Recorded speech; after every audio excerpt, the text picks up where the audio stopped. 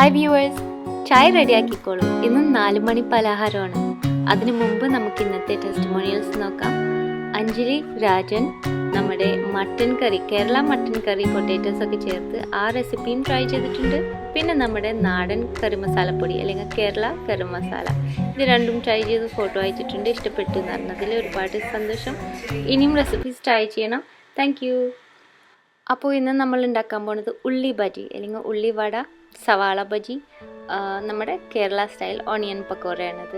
പല തരത്തിലും ഉണ്ടാക്കാറുണ്ട്. ഇത് ഞാൻ ഉണ്ടാക്കുന്ന തരമാണ് നല്ല ക്രിസ്പി ആയിട്ട് നല്ല ലൈറ്റായിട്ടുള്ള ഉള്ളി ബജി. നമുക്ക് ചായയുടെ കൂടെ കൂട്ടി കഴിക്കാൻ എല്ലാവർക്കും ഇഷ്ടമുള്ളതല്ലേ. അപ്പോൾ വേഗം നോക്കാം.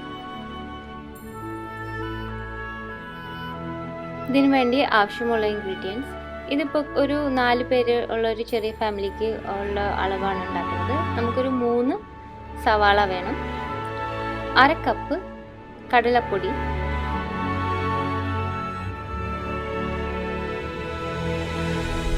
1/4 ടീസ്പൂൺ ഇഞ്ചി പേസ്റ്റും 1/4 ടീസ്പൂൺ വെളുത്തുള്ളി പേസ്റ്റും. ഇത് നന്നായി ചതച്ച് പേസ്റ്റ് ആക്കിയതാണ് കേട്ടോ. പിന്നെ ഒരു തണ്ട് കറിവേപ്പില, 1/2 ടീസ്പൂൺ പച്ചമുളക് നല്ല ചെറുതായി ചോപ്പ് ചെയ്തിട്ടുണ്ട്.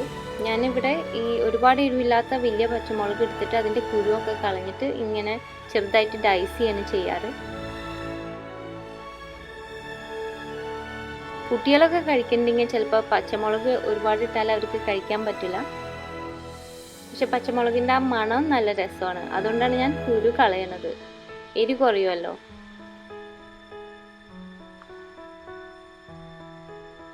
പിന്നെ നമുക്ക് വേണ്ടത് ഒരു മുട്ട.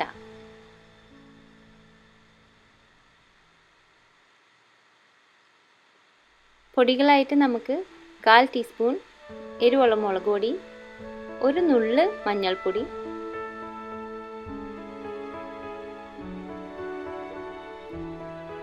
അര ടീസ്പൂൺ ചെറിയ ജീരകം വേണം, നമ്മുടെ നല്ല ജീരകം,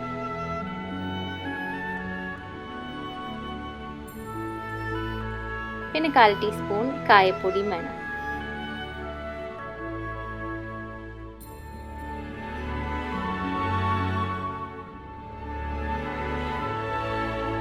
പിന്നെ നമുക്ക് കുറച്ച് വെള്ളം, അത്യാവശ്യത്തിന് ഉപ്പ് പാകത്തിനും, പിന്നെ ഫ്രൈ ചെയ്യാനുള്ള വെജിറ്റബിൾ ഓയിലും കൂടി വേണം.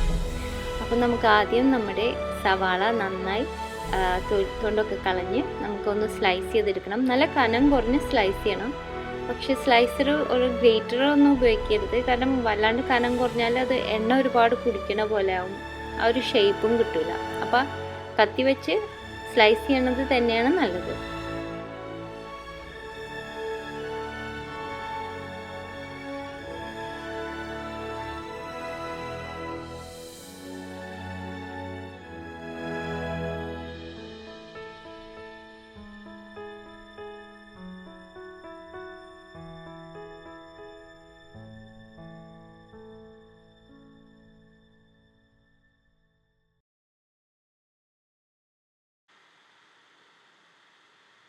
അപ്പം നമ്മുടെ സവാള ഒക്കെ സ്ലൈസ് ചെയ്ത് റെഡി ആയിട്ടുണ്ട്. ഇനി നമുക്ക് ബാറ്റർ ഉണ്ടാക്കാം. അതിന് വേണ്ടിയിട്ട് ചെറിയ ബൗളിൽ ഒരു മുട്ട പൊട്ടിച്ച് ഒഴിക്കണം.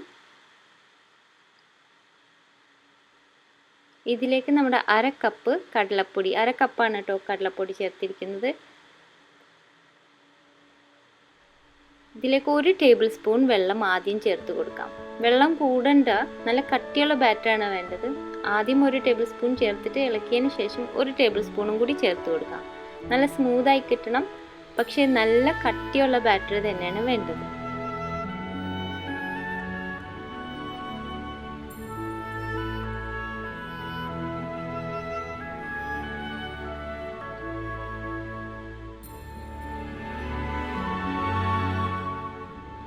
ഇനി നമ്മുടെ സവാള അരിഞ്ഞതിലേക്ക് ബാക്കി എല്ലാ ഇൻഗ്രീഡിയൻസും കൂടി ആഡ് ചെയ്യാം. നമ്മുടെ ഇഞ്ചി, വെളുത്തുള്ളി, കറിവേപ്പില, പച്ചമുളക്, നല്ല ജീരകം, കായപ്പൊടി,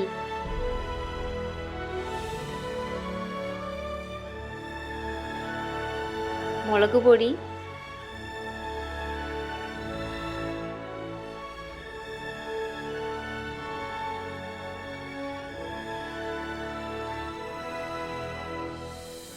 പിന്നെ മഞ്ഞൾ ഒരു വലിയ നുള്ളു മതി.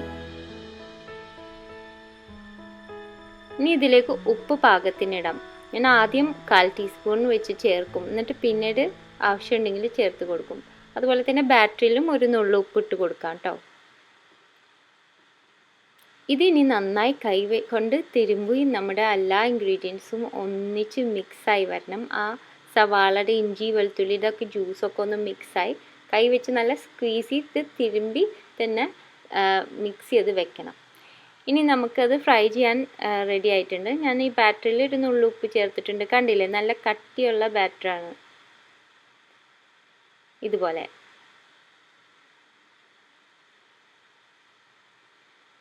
ഞാൻ എപ്പോഴും ആദ്യം ഒരു ബജി പൊരിച്ച് നോക്കും.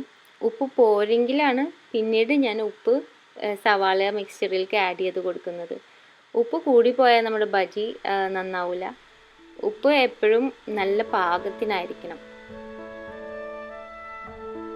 ഇത് കഴിച്ചൊക്കെ ഒരു ശകലം ഉപ്പിൻ്റെ കുറവുണ്ട്, അതുകൊണ്ട് ഞാൻ സവാളയിലേക്ക് കുറച്ച് ഉപ്പും കൂടി ചേർത്ത് കൊടുക്കുന്നുണ്ട്.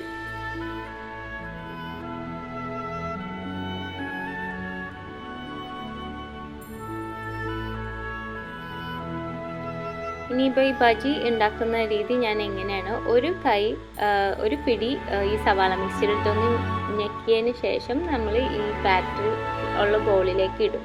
എന്നിട്ട് അതിൽ നിന്ന് എടുത്തിട്ട് അതൊന്ന് ഉരുട്ടി ബോൾ ഷേപ്പാക്കി എടുക്കും. അപ്പോൾ ആ കൂടുതലുള്ള ബാറ്ററൊക്കെ അതിൽ നിന്ന് വീണ് പോകും. എന്നിട്ട് കയ്യിൽ വെച്ചിട്ട് ഒന്ന് പതുക്കനെ ആ ബോൾ ഒന്ന് അമുക്കി ഒരു ഡിസ്ക് പോലെ ആക്കിയാൽ മതി. എന്നിട്ട് നമ്മൾ ചൂടായ എണ്ണയിലേക്ക് ഇടാം പൊരിക്കാൻ വേണ്ടി. പക്ഷേ നമ്മൾ ഇടുമ്പോൾ ചൂടൊന്നും മീഡിയം തീ ആയിട്ട് കുറയ്ക്കണം. വലിയ തീയിൽ വെച്ചിട്ട് തന്നെ ഫ്രൈ ചെയ്ത് എടുത്താൽ പെട്ടെന്ന് ബ്ലാക്കായി പോകും നമ്മുടെ ബജി. നമുക്ക് ആ ഗോൾഡൻ കളറാണ് വേണ്ടത്. അപ്പോൾ തീ എപ്പോഴും ശ്രദ്ധിക്കുക. എല്ലാ സൈഡും ഒന്ന് ക്രിസ്പായി ഗോൾഡൻ കളറായതിന് ശേഷം നമുക്കിത് എണ്ണ കോരി മാറ്റാം.